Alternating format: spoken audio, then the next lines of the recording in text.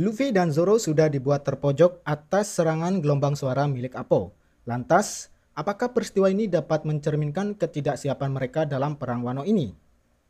Selamat datang di Anime Review dan kali ini kita akan membahas seputar One Piece 980.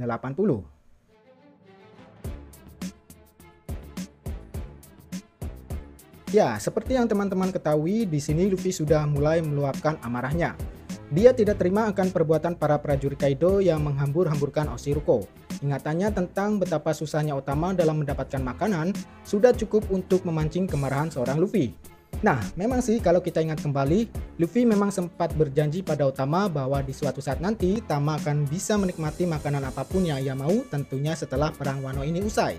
Nah, sampai sejauh ini masalah kebutuhan makanan penduduk Wano memang menjadi isu penting bagi keberlangsungan hidup mereka. Segala aspek yang menjadi kebutuhan hidup masyarakat sudah dimonopoli oleh Orochi. Hanya orang-orang tertentu saja yang mampu mencukupi kebutuhan hidup mereka. Tentunya itu pun datang dari golongan yang mampu atau setidaknya dari para loyalis Orochi yang tinggal di ibu kota bunga. Baiklah, kembali ke alur ceritanya. Dan akhirnya keributan yang sudah diprediksi oleh Laut terjadi juga. Luffy tanpa ampun langsung mengarahkan Elephant Gun yang sudah dilapisi dengan busok kokanya. Saya melihat adegan ini bukan hanya sekedar sebagai bentuk kemarahan seorang Luffy semata. Saya tahu bahwa Luffy memang marah atas perbuatan mereka, tapi yang menjadi menariknya di sini adalah ada peran dari emosi Luffy sehingga membuat dia tanpa ragu mengkombinasikan buso dengan tinjunya hanya untuk menyingkirkan para kroco. Atau mungkin peristiwa ini memang sengaja ia lakukan untuk menunjukkan betapa seriusnya Luffy dalam hal mengusir bajak laut Kaido dari tanah Wano demi kesejahteraan masyarakat Wano tentunya. Ya, yang jelas setelah kekacauan ini pecah, praktis membuat area setempat menjadi perhatian banyak orang. Beberapa diantaranya adalah ada nama seperti Appo, Queen, dan Kid bersama krunya tentunya.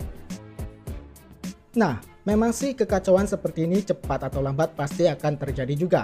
Hanya saja, ada beberapa catatan kecil yang banyak dikeluhkan oleh para fans terkait situasi dan keadaan Luffy setelah membuat kekacauan tersebut, khususnya menyangkut dengan adegan yang melibatkan dengan Appo. Nah, seperti yang kita tahu, dampak atas keributan tersebut mendapat perhatian dari Appo yang sudah tahu kalau seseorang yang sedang mengacau di sana adalah Luffy. Nah, Appo pun lalu kemudian melaporkan dan meminta konfirmasi pada Queen terkait apa yang sedang ia lihat saat itu. Karena bagaimanapun juga, Queen adalah orang yang harusnya bertanggung jawab atas segala sesuatu yang berkaitan dengan Luffy saat di Udon dulu. Queen yang mendengar info tersebut tentunya merasa gerah karena penjara Udon, seperti yang saya bilang tadi, menjadi tempat tahanan untuk Luffy merupakan wilayah tanggung jawabnya.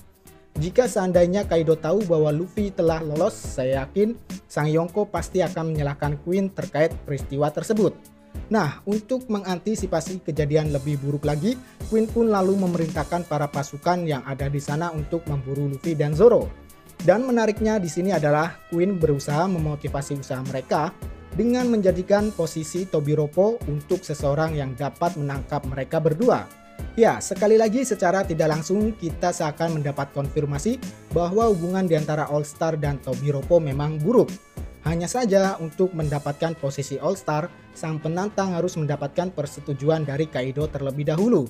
Pada chapter sebelumnya, Husu sempat menyinggung bahwa bajak laut Kaido adalah bajak laut yang dibentuk atas dasar sistem meritokrasi di mana posisi tertinggi akan diduduki oleh orang terkuat. Ya, perhitungan peringkat akan ditentukan melalui kemampuan masing-masing individu. Nah, jika memang perebutan posisi All Star akan terjadi, maka tentunya baik King, Queen, dan Jack pasti akan bertarung dengan anggota Tobiropo.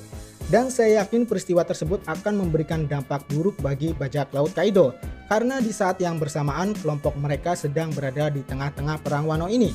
Dan peristiwa ini tentunya akan menjadi golden moment yang bisa dimanfaatkan oleh pasukan aliansi. Well, kita tunggu saja siapa kira-kira satu nama yang ingin dijatuhkan oleh Queen. Oke, kembali ke alur ceritanya. Setelah Queen memerintahkan untuk menangkap Luffy dan Zoro dengan iming-iming posisi Tobiropo, tentunya mereka berdua menjadi sasaran dari banyak anggota The Beast Pirate yang ada di sana. Pasukan Smile ini seakan-akan menutup jalan masuk menuju kastil Kaido. Namun sayangnya mereka bukanlah tandingan kedua teammate bajak laut topi jerami. Ya, pada akhirnya Luffy dan Zoro mampu menghadapi mereka sebelum kemudian datanglah serangan tiba-tiba yang memberikan luka pada keduanya. Ya, serangan tersebut tentunya datang dari kekuatan buah iblis milik Appo. Nah, peristiwa inilah yang saat ini dijadikan sebagai bahan lelucon bagi sebagian banyak fans karena mereka menganggap bahwa Luffy dan Zoro tidak bisa berkutik saat menerima serangan tersebut dan sekaligus tidak bisa menghindari serangan Appo yang ujung-ujungnya malah membuat mereka terluka. Saya sendiri sangat enjoy melihat adegan-adegan yang tergambar dalam One Piece 980 dan tidak merasa terganggu sama sekali setelah melihat apa yang terjadi pada Luffy dan Zoro. Karena bagi saya jika ada sesuatu dalam sebuah pertarungan yang lebih menguntungkan atau menonjolkan kesuperpoweran tokoh utama, maka tentunya ceritanya akan lebih membosankan. Ya, sedari awal cerita One Piece, Oda memang membentuk karakter Luffy secara perlahan-lahan dengan memberikan ia lawan-lawan yang kuat seperti contohnya Doflamingo dan Katakuri. Jadi bukan berarti ketika Luffy sudah mengalahkan kedua tokoh tadi, maka harusnya ia mampu menghadapi serangan Appo dengan tanpa beban atau secara instan misalnya. Nah, kita juga harus respect terhadap tokoh semacam Appo, karena ia juga masuk dalam salah satu karakter generasi terburuk yang tentunya akan mempunyai porsi kekuatan yang pastinya dapat merepotkan lawan-lawannya. Inilah peristiwa yang saat ini terjadi. Luffy dan Zoro dibuat seakan-akan terpojok dan tampak belum siap ketika menerima serangan bertubi-tubi dari Appo. Ya, serangan gelombang suara dari buah iblisnya tentu harus diantisipasi dengan trik-trik tertentu. Entah itu dengan cara mencari kelemahan alami buah iblisnya atau mungkin dengan memanfaatkan energi haki. Hanya saja untuk memanfaatkan haki, maka seseorang harus berada dalam kondisi yang sudah siap. Karena sejatinya haki adalah sumber kekuatan yang berasal dari willpower atau kekuatan kehendak ataupun tekad. Jika kehendak seseorang sudah mengatakan iya, maka secara otomatis haki pun akan aktif. Nah, yang menjadi masalahnya di sini adalah saat itu Luffy dan Zoro masih belum siap dan keadaannya dibuat untuk tidak mengetahui keberadaan Appo sebelum menerima serangan tersebut. Jadi saya kira mereka akan menerka-nerka terlebih dahulu serangan macam apa yang akan diberikan oleh Appo sebelum akhirnya mampu memberikan counter terbaik atas kekuatan Appo. Ya, mungkin itulah opini pribadi saya terkait kenapa Luffy dan Zoro tidak bisa berkutik melawan serangan gelombang suara milik Appo. Percayalah jika ada kesempatan kedua, pasti Luffy akan bisa mengatasi serangan gelombang suara tersebut.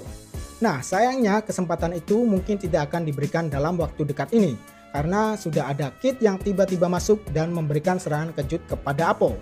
Kid sendiri awalnya memang mengacukan kekacauan yang telah dibuat oleh Luffy dan memilih untuk tetap bergerak menuju ke kastil Kaido. Bahkan ketika Zoro muncul pun dia dan para krunya mengeluarkan ekspresi konyolnya dan mengatakan bahwa mereka adalah kelompok yang tidak bisa diandalkan. Namun ketika sosok Appo muncul, amarahnya mulai terpancing karena baginya masih ada masalah yang harus diselesaikan terlebih dahulu. Karena ini menyangkut terkait harga dirinya yang telah dikhianati oleh Appo yang sampai membuat killer juga harus menerima dampak buruknya. Ya, peristiwa Kid menghajar Appo layaknya Appo yang mengajar Luffy dan Zoro. Kedua adegan ini sangat identik karena sama-sama memiliki unsur kejut. Siapa yang diserang dialah yang merasa terpojok. Pada akhirnya masing-masing karakter yang ada di One Piece telah diberikan porsi kekuatan masing-masing dan tidak selamanya mereka akan terlihat overpower. Itulah kenapa kekuatan bukan menjadi sebuah faktor mutlak karena pada akhirnya akan ada sebuah momentum dari sebuah duel yang terjadi dalam cerita One Piece. Siapa yang dapat memanfaatkan momentum, dialah yang bisa mengendalikan jalannya duel.